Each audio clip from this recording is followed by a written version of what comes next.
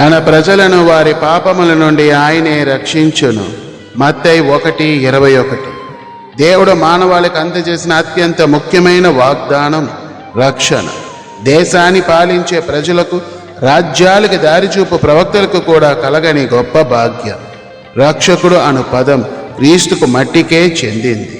ప్రతి తరానికి మానవ రాజు, ఆధ్యాత్మిక రక్షకుడు, నడుచుచున్న ప్రజల వెలుగు, తండ్రి మార్గము సిద్ధము చేసి ఆ మార్గములో మనల్ని నడిపించు ఏషియా ముద్దు నుండి వచ్చిన చిగురు, పేదలకు సువార్త ప్రకటించుటకు, బంధింపబడిన వారిని విమోచించుటకు వచ్చిన దేవుని దూత. దేవుడు మనకు మరింత చేరువుగా ఉండుటకు తన కుమారుడైన క్రీస్తు రక్షణ ద్వారా మనల్ని దీవించారు. ప్రార్థన.